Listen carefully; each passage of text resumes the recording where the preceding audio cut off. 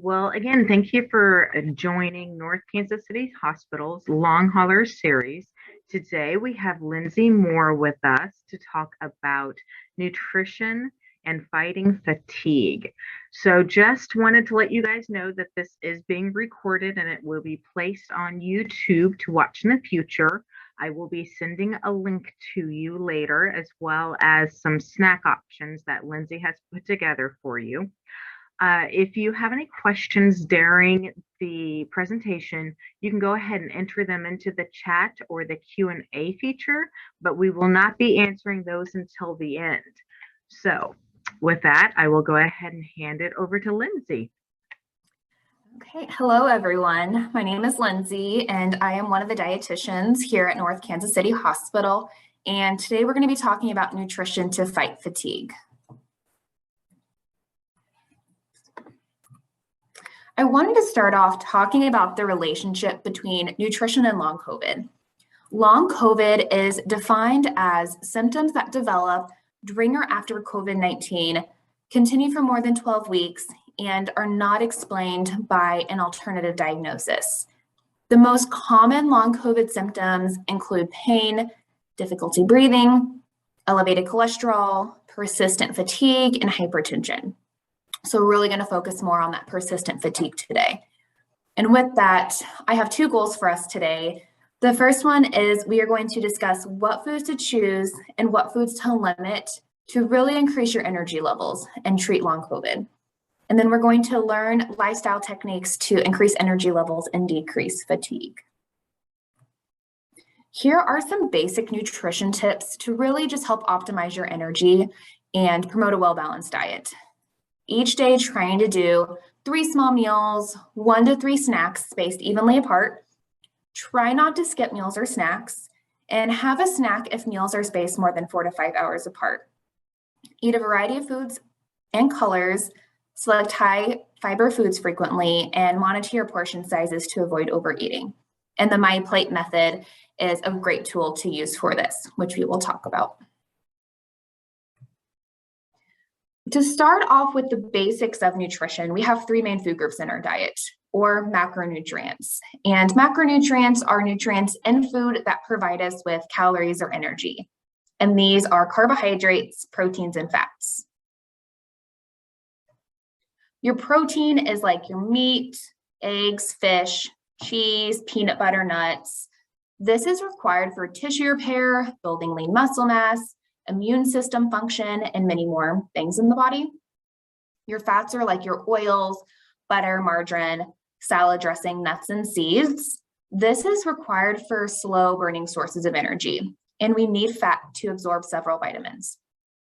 Your carbohydrates are your bread, rice, pasta, fruit, milk, yogurt, and then your 3 starchy vegetables, peas, corn, and potatoes, and a lot of your sweetened snack foods. The primary function of carbohydrates is to provide energy for the body, especially our brain and nervous system.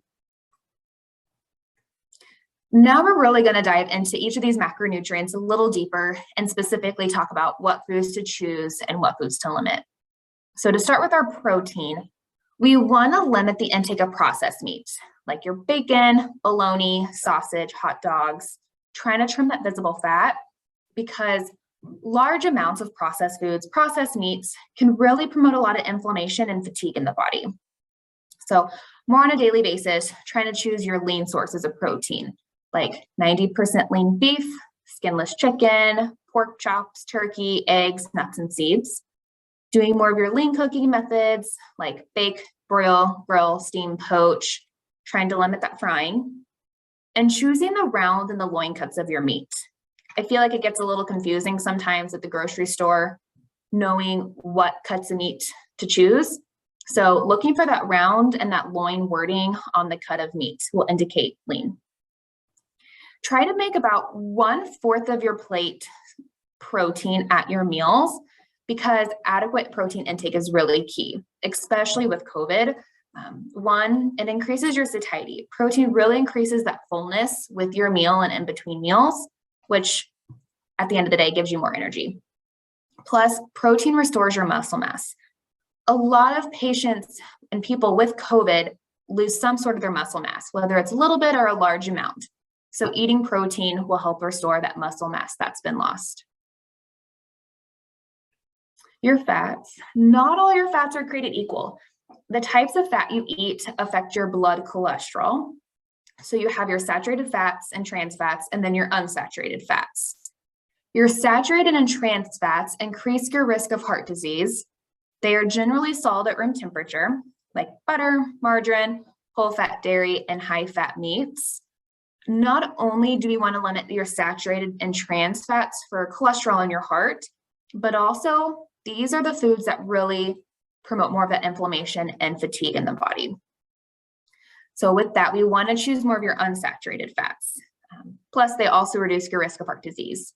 These are generally liquid at room temperature, like your oils, nuts, seeds, avocados, and these unsaturated fats increase your fullness and help absorb your vitamins. Carbohydrates.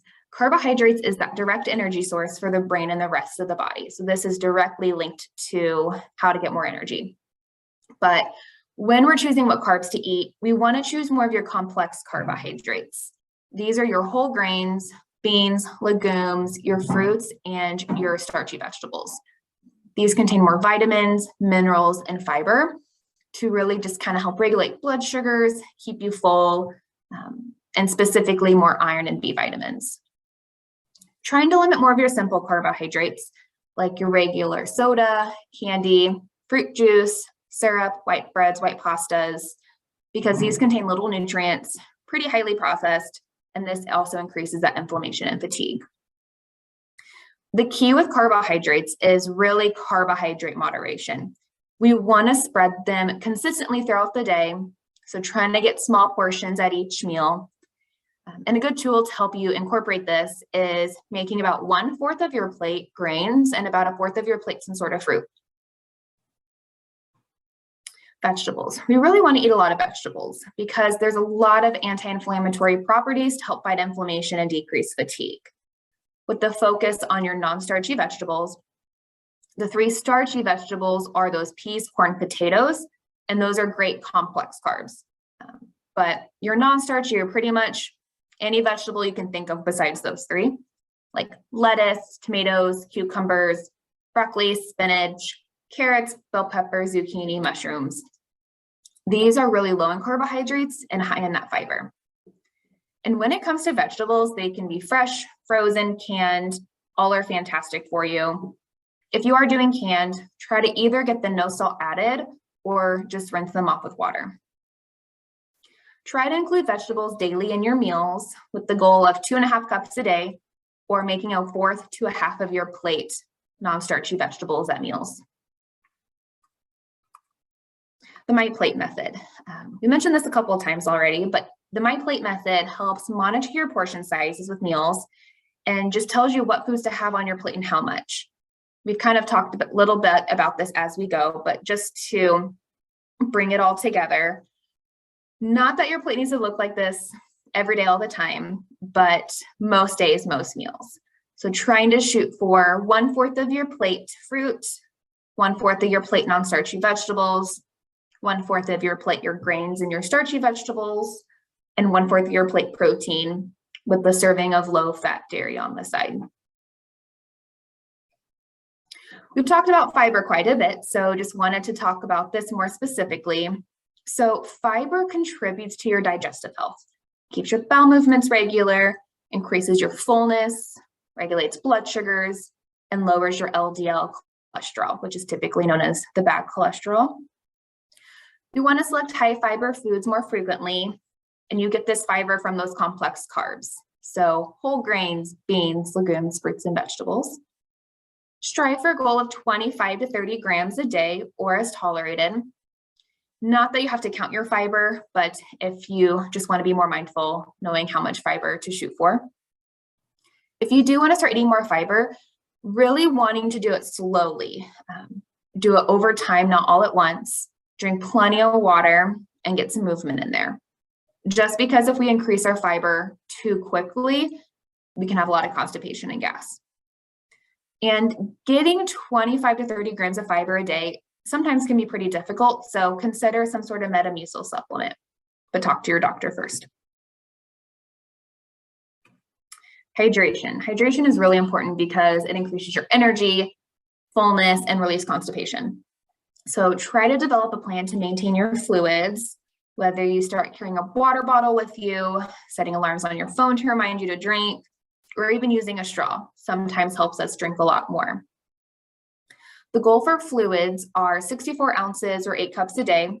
Feel free to drink more than that. But if you're not a big water person or it's really difficult for you to get that in, try some sort of water enhancer like Crystal Light, Mio, Propel, Gatorade Zero, Lemon, or any of those carbonated waters.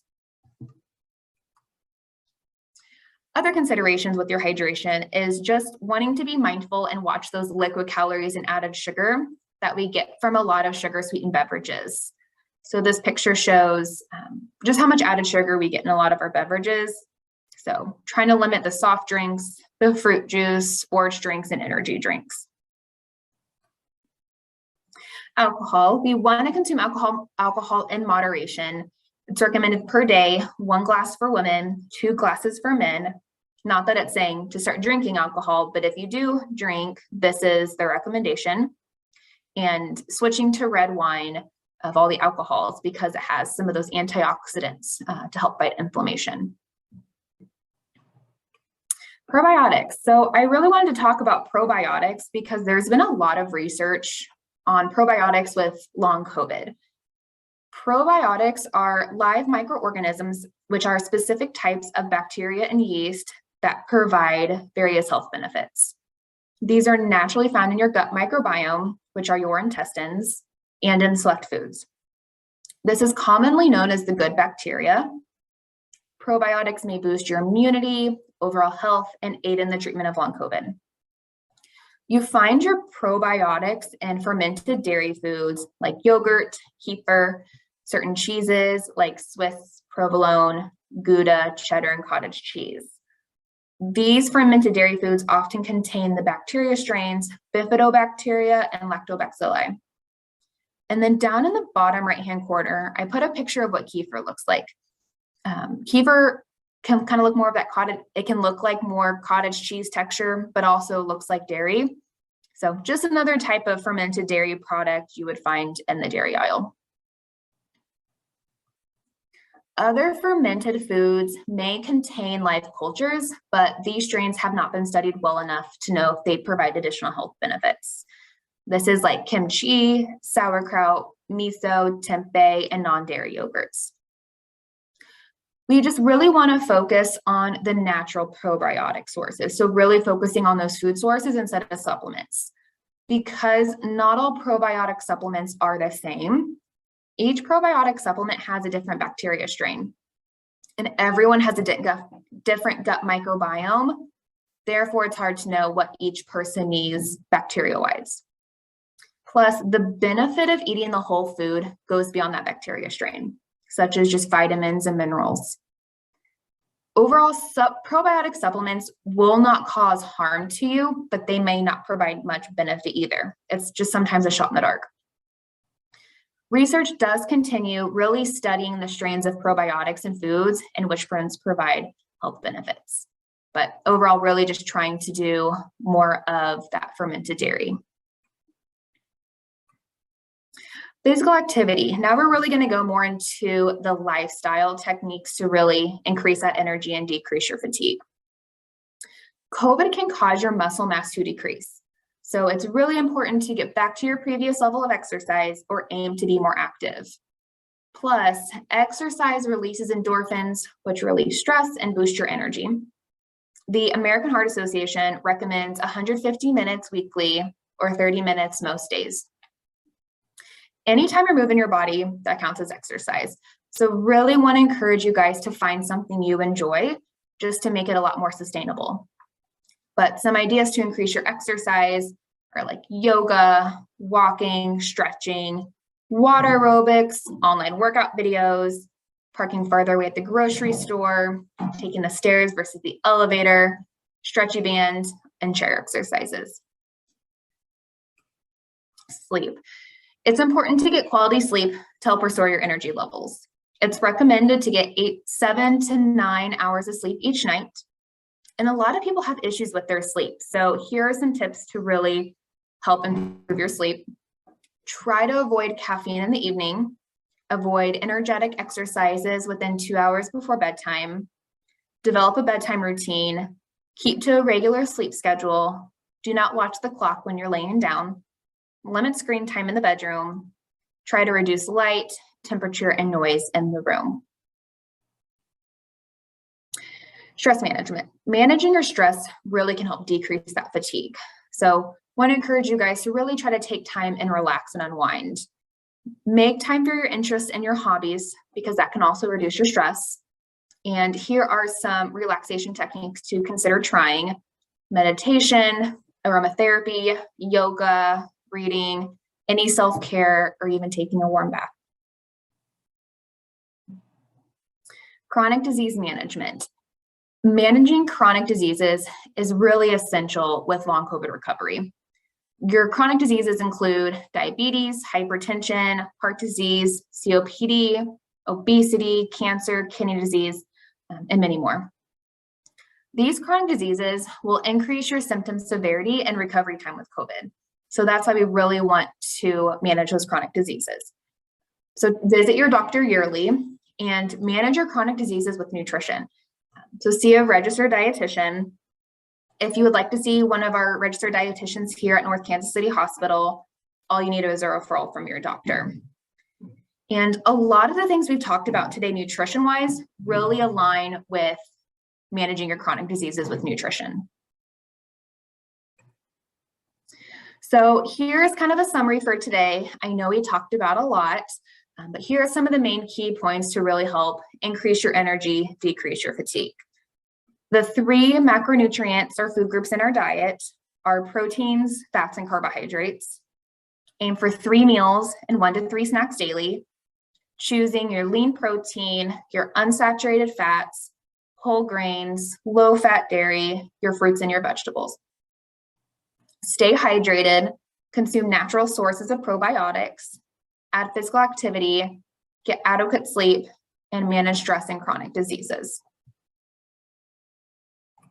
I did link a bunch of recipes for you guys on the slide, which you'll be getting emailed to you, just for a bunch of recipes that really incorporate all the things we've talked about today. And here are my references for today. So thank you guys for letting me talk to you all today. I'm going to be answering some questions now. So if you have any questions, go ahead and submit them in the Q&A box or the chat box. But if you think of anything after today, feel free to give me a call or an email. Thank you, Lindsey. I do have a question for you. Yeah. So, I am so sorry. I absolutely apologize.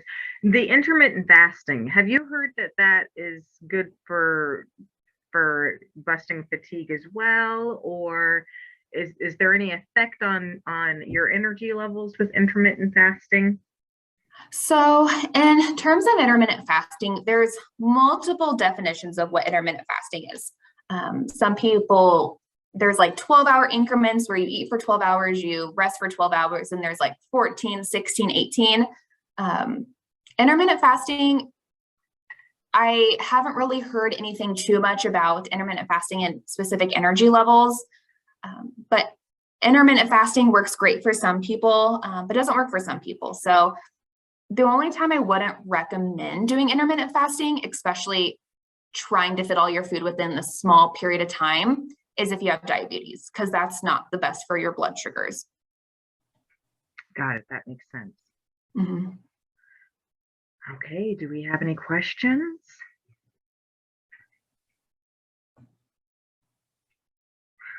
It doesn't look like it. All right, Lindsey. Well, thank you so much for your time. Yeah, thank you. All right. Have a good day, guys.